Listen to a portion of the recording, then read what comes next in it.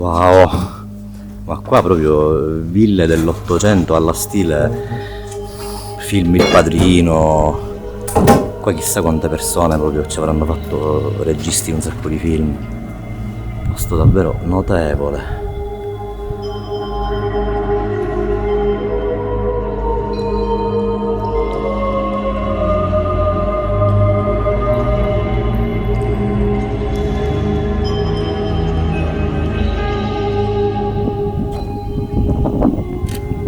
Questa bici avrà 30 anni almeno, di più.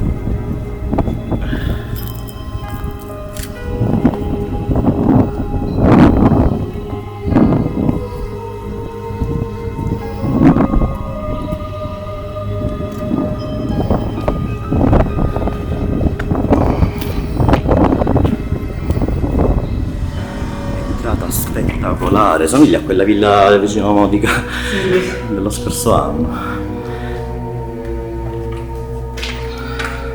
Alla faccia comunque del mobilio che c'è, che si è mantenuto col tempo. Divani, poltrone.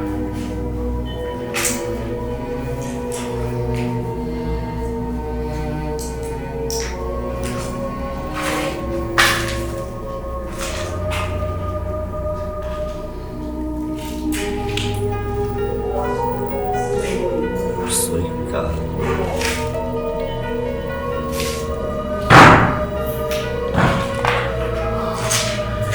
Questa è una tenda appesa da sopra, così.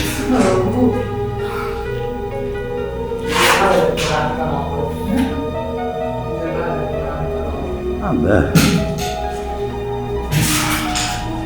Buoni scartoffie.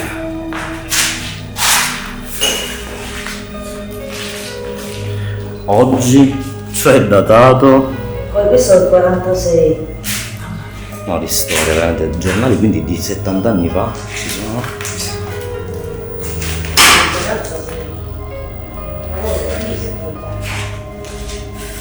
Quanto di carica e discarica dell'anno 1917.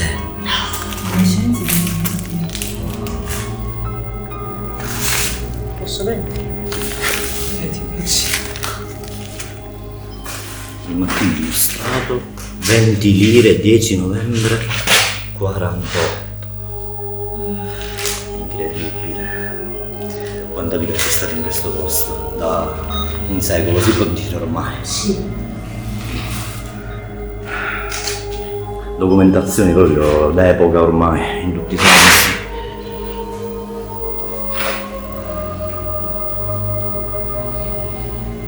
TV sorrisi canzoni, Claudia Cardinale, del 55 sarà, no?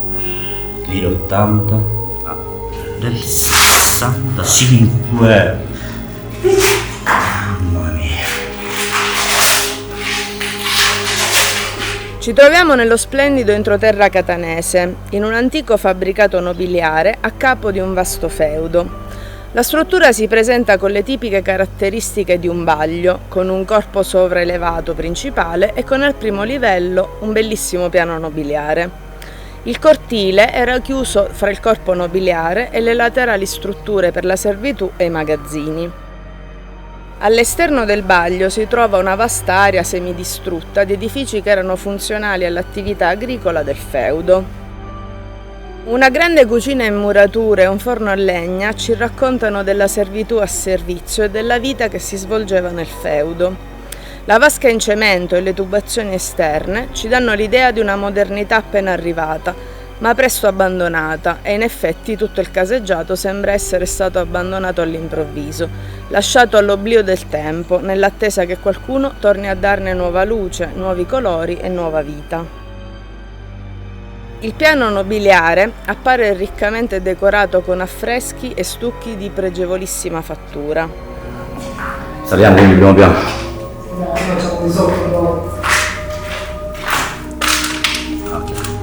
Lo sgabuzzino.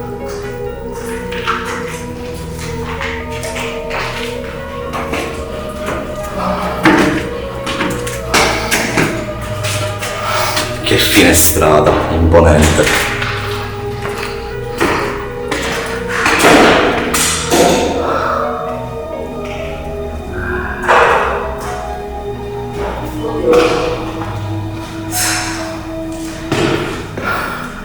Aspetta, questa linea di sangue cosa ci vorrebbe fare capire? La morte, in tutti i sensi. Questo veramente è notevole.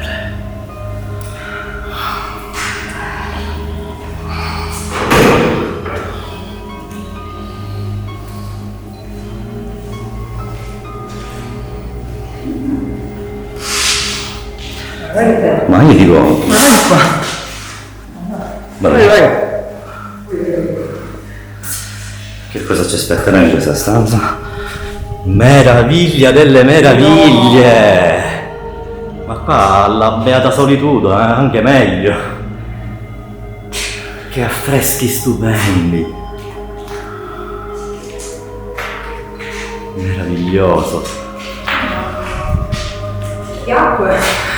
Rossella, grazie veramente per avermi portato in questo posto meraviglioso. Rossellin, l'amica mia. Sono finti. Questa porta di passaggio da una stanza all'altra, ad arcata. È bellissima questa. Sì, sì. Tutti i divanetti, i zuccherini. Ma per davvero?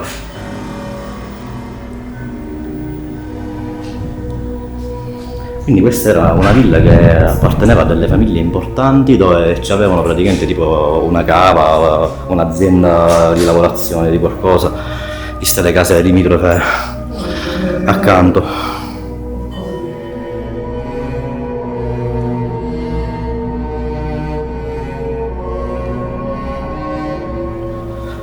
Ok. Oh, aspetta, qua che c'è? In fondo c'è la cucina. Wow. No, vabbè, anche questo soffitto è il suo perché comunque. Bellissimo. Sì, molto piacevole, molto carino. E qua invece... Oddio.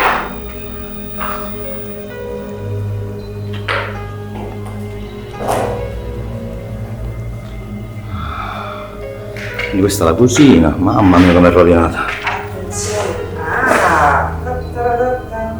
Qua non ci scende. Questo sarà il brace di nuovo. Mi sa di sì. C'è qualcosa. Ah, Va giù. è un passaggio tipo per il piano terra o per le cantine. Forse per le cantine. Però non è vero. E qua dai resti di altre case accanto alla villa. Ah, qua la porta sta praticamente cadendo, quindi è meglio fare il giro. A posto.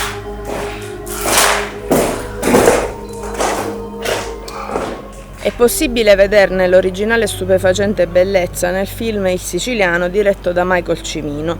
Il film è risalente al 1987 con l'interpretazione di Christopher Lambert, riprende la biografia romanzata del bandito Salvatore Giuliano ed è tratto dal romanzo omonimo di Mario Puzo. Salvatore Giuliano, noto come il bandito Giuliano, Bannera, re di Montelepre, detto volgarmente Turiddu, è stato un brigante e terrorista italiano. A capo di una banda armata sfruttò la copertura del braccio armato del movimento indipendentista siciliano, attivo a partire dalla fine della Seconda Guerra Mondiale, ma il suo nome resta principalmente legato alla strage di Portella della Ginestra, avvenuta il 1 maggio del 1947, in cui lui e la sua banda spararono sulla folla di contadini e operai, assassinando 11 persone e ferendone ulteriori 27. Durante l'occupazione alleata, Giuliano lavorò come fattorino per la Società Elettrica di Palermo, ma il 2 settembre del 1943 venne fermato a un posto di blocco dai carabinieri in località Quattro Mulini di Montelepre, mentre trasportava 2 sacchi di frumento acquistati al mercato nero caricati su un cavallo. Giuliano reagì cercando di eludere il controllo e, armato di una pistola che aveva barattato in cambio di un fiasco di vino con un soldato jugoslavo, uccise il giovane carabiniere Antonio Mancino e ferì gravemente l'appuntato Renato Rocchi, dandosi successivamente alla macchia. Il 23 dicembre, poi, imbattutosi a Montelepre in una perquisizione della sua famiglia, sospettata di dargli asilo, uccise a colpi di mitragliatrice un altro carabiniere. Nel gennaio del 1944, dopo aver contribuito all'evasione di numerosi parenti dalle carceri di Monreale, unitamente ad altri detenuti, costituì il primo nucleo della sua banda. In questa fase la banda Giuliano si occupò soprattutto di rapine e sequestri di persona a scopo di estorsione ai danni di ricchi agricoltori, commercianti e imprenditori. C'è una porta chiusa di là. Piccola libreria, sala lettura. Sì, infatti.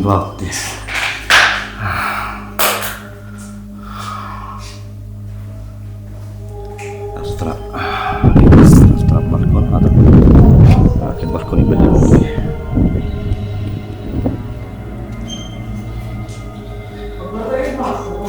Ah, mamma mia, che vasca pittoresca. Molto antica, Fantastico.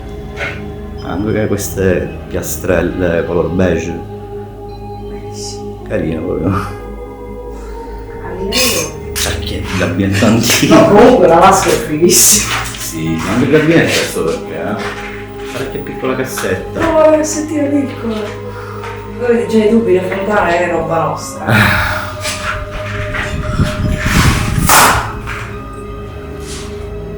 Proseguiamo di qua. Ecco, quella volta prima era aperta perché ora è chiuso, che ansia. Dai, alla Resident Evil.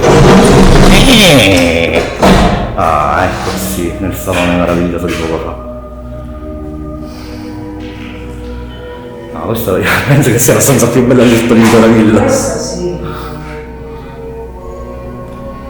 Proseguiamo la nostra avventura in questa sezione Museo della Villa. Ma che affreschi spettacolari!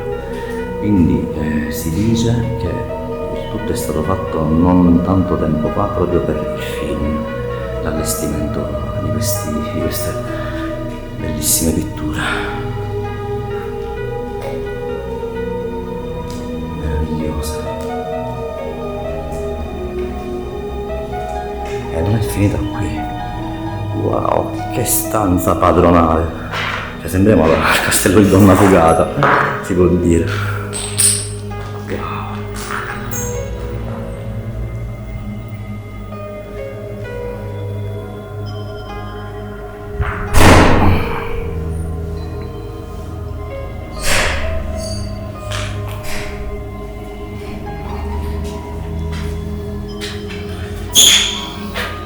Ah, come?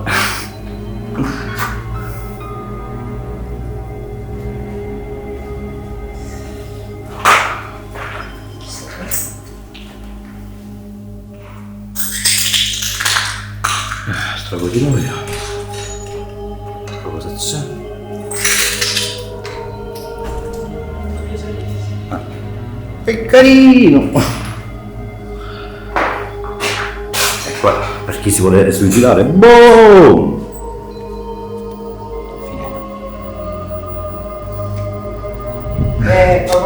qua, esci da qua. Un terrazzone non indifferente. Wow! Ma come si divertivano le persone qui quando ci abitavano. Ovviamente qui c'è da dire che il barone di questo maestoso posto, quando si affacciava, vedeva la sua famiglia svagare, rilassarsi insieme agli amici, i servi, e diceva a loro: "Ah, com'è?"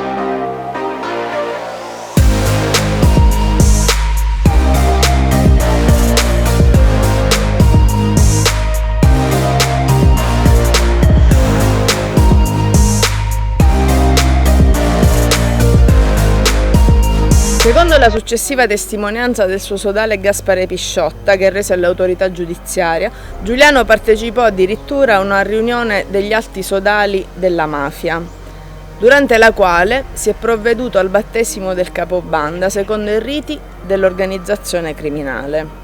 Sulla morte di Giuliano esistono almeno 5 differenti versioni ed è stato oggetto di segreto di Stato fino al 2016. Il film Il Siciliano, di Cimino, riprende la storia del criminale, seppure, come molta critica ha fatto presente, tra cui Salvatore Sciascia, minimizza il personaggio del bandito facendolo apparire quasi come un Robin Hood. Il film è stato girato in diverse località siciliane, tra cui Caltabellotta, Sutera, Palermo, e non ci sono riferimenti a case specifiche a Marineo, nel film o nella sua produzione, secondo le informazioni disponibili online, ma è qui che è evidente riconoscere gli ambienti della favolosa struttura dove attualmente ci troviamo. Sia le strutture esterne che quelle interne sono facilmente riconoscibili. Non è stato semplice trovare riferimenti storiografici su queste strutture. Abbiamo scoperto poco, ma non manchiamo di raccontarvi il poco che abbiamo scoperto. Ah, questo è un ripostiglio, una zona falegnameria, un magazzino diventato adesso.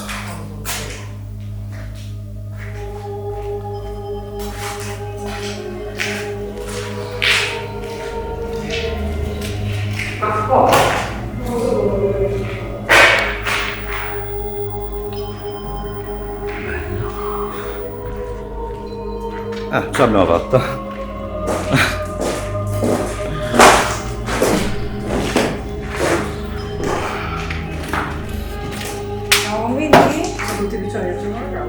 Andiamo. Sicuro che è vero? Sì, sono salito di qua.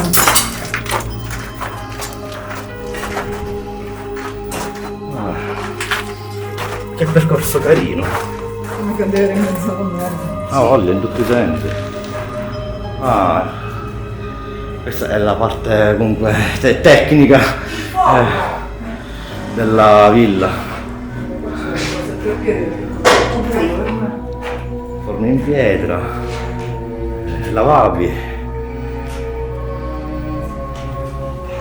Questo era il reparto amministrativo dove gestivano comunque la polizia della villa. Ci facevano anche qua, mentre che c'erano. E qua. Ok, anche sezione magazzino. Conservazione viveri.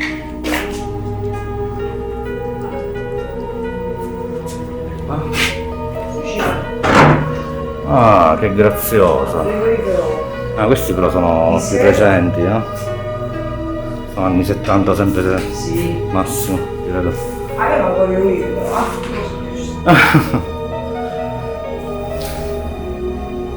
Che casino.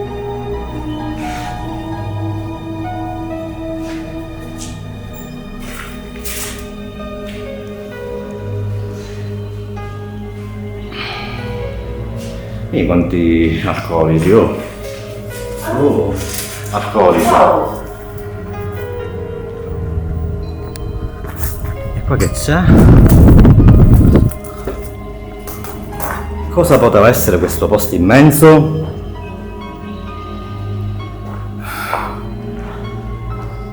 Mamma mia, cos'era sotto restauro o ristrutturazione?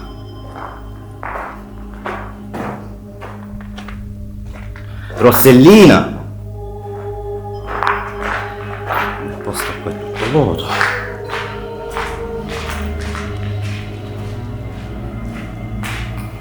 Ci troviamo a Marineo, cittadina che sorge su una valle di roccia calcarea che, protendendosi in quella dell'Eleuterio, dove sorge tra gli altri Castello Boccadelli Bologna, che costruito nella metà del XVI secolo, le si erge accanto come un fidato paladino. Si sa con certezza che la prima edificazione si ebbe dopo la conquista della Sicilia, opera di Carlo d'Angiò, che volendo consolidare il suo potere e la sua fortuna, decise di costruire numerosi castelli in punti strategici, come se fossero sentinelle. Il feudo quindi era probabilmente un possedimento del citato castello. La famiglia, originaria di Bologna, si trasferì a Palermo nel XV secolo con Vannino Beccadelli, che assunse il cognome della città di provenienza, volgarizzato spesso in Bologni. Rossella!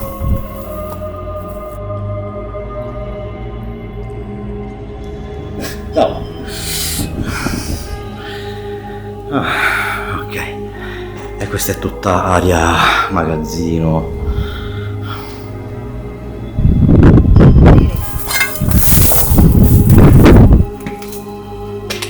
Non capire che vino è. Vediamo.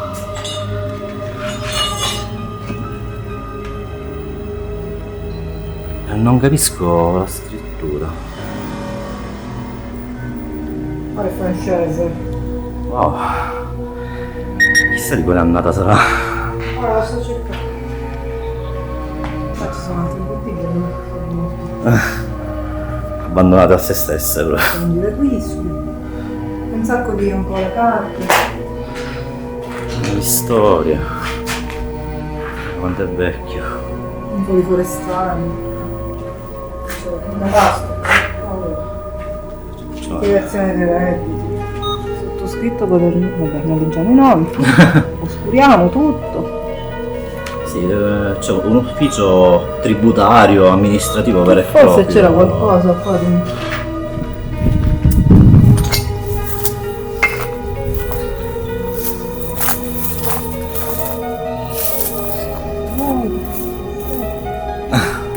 Cosa c'è qui dentro? Ah, c'è una cosa.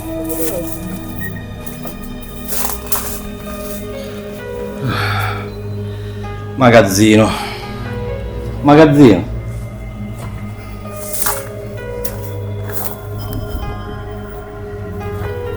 Qui.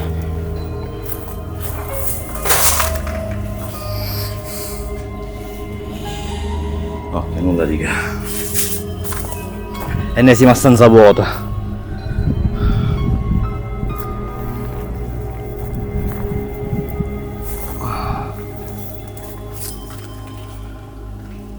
Altre stalle.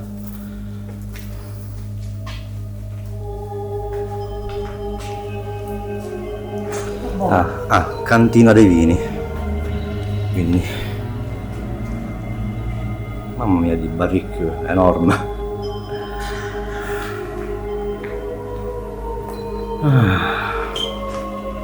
Nulla.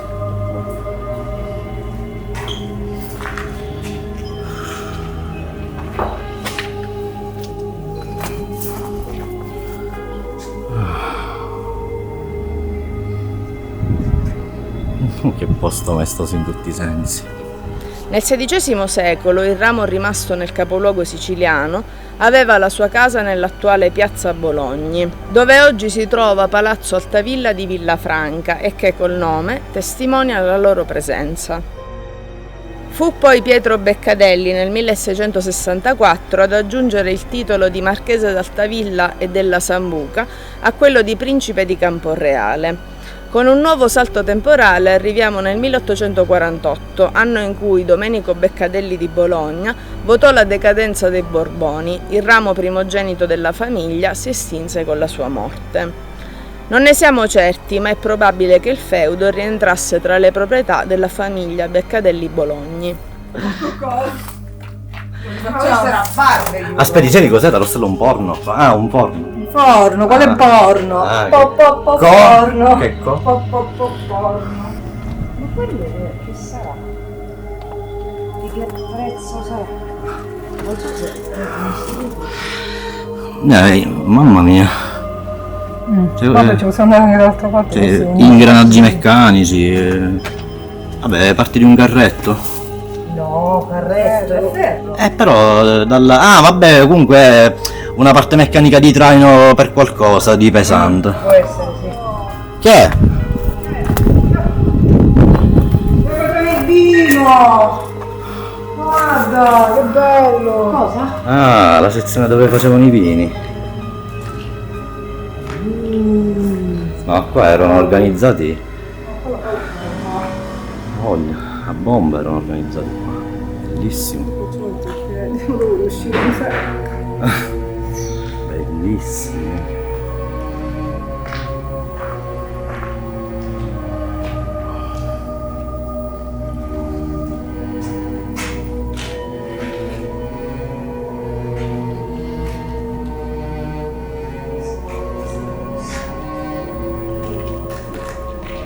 Tutto molto interessante.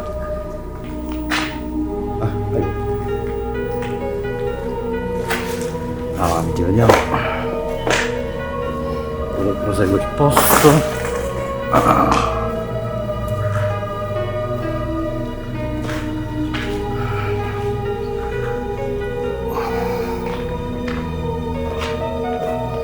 Se io quanta roba veramente.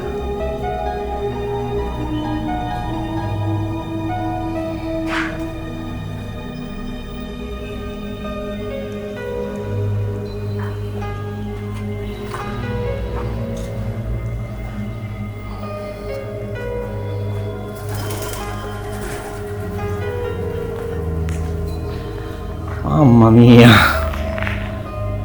assurdo, che spettacolo. Tipo di cicli, che serve? Fungevano da traino per questi baricche pesanti, secondo me, per qualcosa comunque di impossibile da trasportare normalmente. C'ha baricche enormi in tutti i sensi. Ne esce tanticcia di vino. Guarda, ci può sembrare. Se ne cala subito. Sì, questo qua era tipo un attrezzo di metallo che fungeva da traino per trasportare queste botti E basta. enormi. Sì, queste colombe del cavolo fanno pigliare sempre uno spavento. Ste fituse da sopra. Vola, vola. Scale anguste.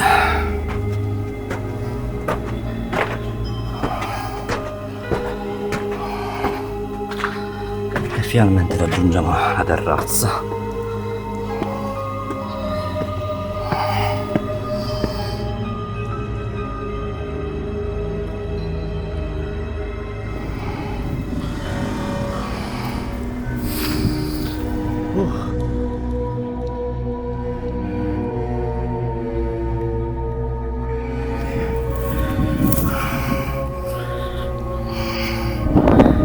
Meraviglioso.